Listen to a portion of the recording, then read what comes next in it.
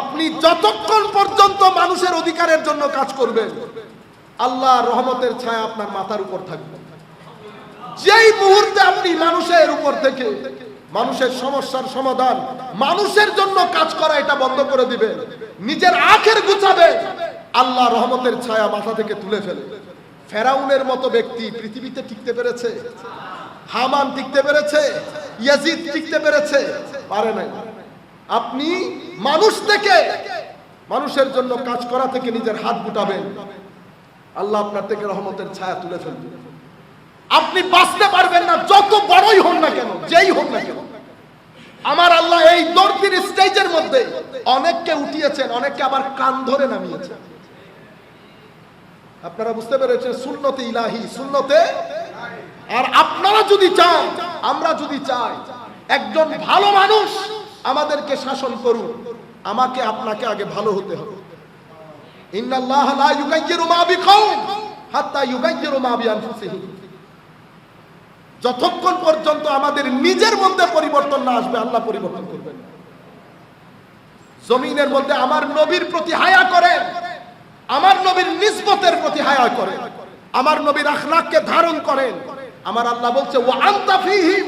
তো বলতে চাচ্ছিলাম, এখন বিভিন্ন ধরনের প্রশ্ন আসতেছে না? মিলাদুন নবী তারিখ, আমাদের মুসলমানদের মসজিদে কুদস রিস্কের মধ্যে পড়ে গেছে। আমরা আছি আজিব তামাশার মধ্যে। আমাদের তো ঘুম আসার কথা না। আমাদের মসজিদ হুমকির সম্মুখীন, কিন্তু আমাদের গায়ের রক্তের মধ্যে এখনো পর্যন্ত ঢেউ আসছে না। কেন? আমরা এক আজিব তামাশার মধ্যে পড়ে গেছি। মিলাদুন নবীর তারিখ একজন এক কথা বলে, আর চট্টগ্রাম বাংলাদেশ থেকে আমরা আরেকভাবে রিয়াকশন দিই। অথচ আমাদের মুরব্বীরা বেঁচে আছে এখন। ভাই, ঘরের মধ্যে বাপ বড় ভাই থাকলে আমাকে কথা বলতে হয় কেন? প্রত্যেকে চায় আমাকে মানুষ চিনুক, আমার ভিডিও দেখুক। আমার ভিডিও দেখানোর জন্য হেন কোন ঘৃণ্য নির্লজ্জ কাজ নাই আমরা করছি না।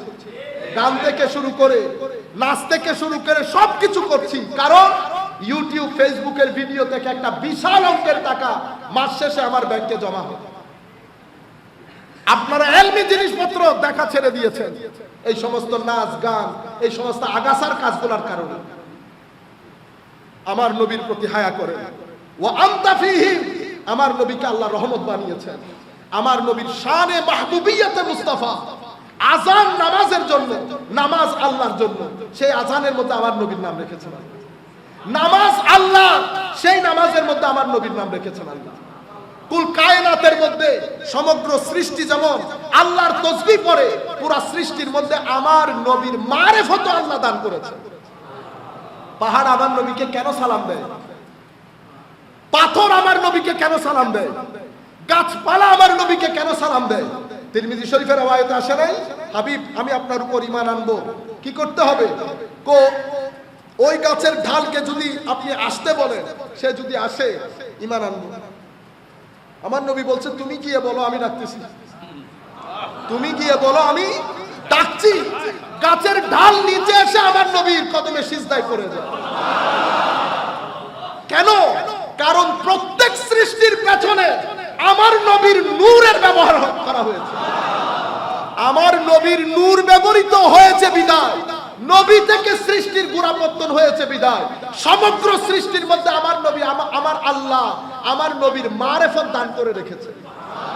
সবাই নবীকে চিনে, এটা নবী। নতুবা উট, আমার নবী গেছে হাজত ছাড়তে, উট আমার নবীকে দেখে কান্না শুরু করে। সুবহানাল্লাহ। আমার নবী কাছে এসে বলতেছে মাথায় ধরে, কি সমস্যা? উট বলে ইয়া রাসূলুল্লাহ, আমি জোয়ান ছিলাম, এরা আমাদেরকে দিয়ে কাজও করাইতো, খাওয়া দাওয়াও দিত।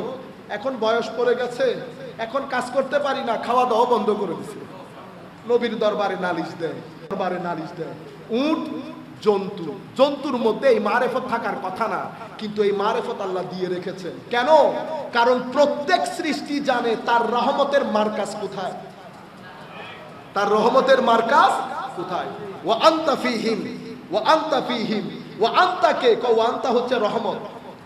আল্লাহ আযাব দিতে কেন চাচ্ছে না? আযাব আর রহমত একসাথে যায় না। কেমন রহমত? আমার নবী সাল্লাল্লাহু মাদ্রাসার ছাত্ররা বুঝার কথা। ওয়ামা আরসালনাকা ইল্লা রাহমাতান, মফউলে লাহু তো মফউল মাদ্রাসার ছাত্ররা, আপনাদের জন্য মাদ্রাসার ছাত্ররা বুঝবে। তাহলে মফউলে লাহু যদি হয় আমরা এটাকে কিভাবে পড়বো? ওয়ামা আরসালনাকা ইল্লা লিআজালির রাহমাহ। হাবিব, আমি আপনাকে প্রেরণ করেছি শুধুমাত্র রহমতের কারণে, শুধু যেন আপনি রহমত বন্টন করেন। এটাই যদি আমরা হাল হিসেবে পড়ি তো কি হবে? ওয়ামা আরসালনাকা ইল্লা রাহমান লিল আলামিন। আমি আপনাকে প্রেরণ করেছি হাবিব যেন শুধু আপনি আপনার সৃষ্টির মধ্যে রহমত বন্টন করতে পারেন। রহমত ফরমানে ওয়ালা লিল আলামিন, বিল আলামিন না। লিল আলামিন কেন? সমগ্র সৃষ্টি, ধনী গরিব, মুমেন আদা মুমেন একটু পাপী। বিল আলামিন কেন বলেন নাই? বিল আলামিন বললে আংশিক হয়ে যেত। ওয়ামসাহু বিরুসিকুম, তোমরা ওযুর মধ্যে মাথার কিছু অংশ মাসা করো, সমগ্র মাথা না। যদি বিল আলামিন বলতো তাহলে কিছু আলামিনের জন্য হয়ে যেত। সেজন্য বলা হচ্ছে লিল আলামিন, কুল কায়নাতের জন্য শুধু রহমত বন্টনের জন্য আপনাকে বানিয়েছে। আমার নবী নিজেও বলছেন আমাকে আল্লাহ প্রেরণ করেছেন শুধু রহমত হিসেবে। আচ্ছা, আল্লাহর রহমতকে পৃথিবীর পুরা সৃষ্টি জগতে রহমত হিসেবে দুনিয়ার মধ্যে আল্লাহ রহমত দান করেছেন একবার, 99 ভাগ আল্লাহ কিয়ামতের জন্য রেখে দিয়েছে। আল্লাহর রহমত, এই যে আল্লাহ রহমত রেখে দিয়েছেন, আল্লাহ রহমত আপনাকে করবেন। আল্লাহর রহমতের প্রকাশস্থল হচ্ছে আমার নবী।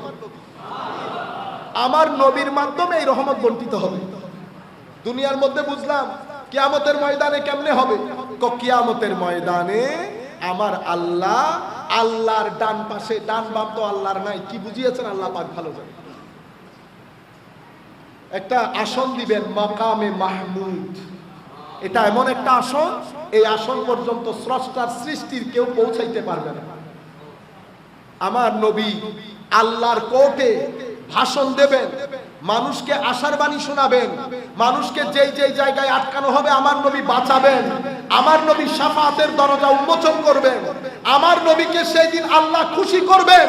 99 ভাগ রহমত যেটা আল্লাহ রেখে দিয়েছেন কিয়ামতের ময়দানের জন্য, পুরো রহমত আমার নবীর মাধ্যমে সৃষ্টিকে বন্টন করবেন।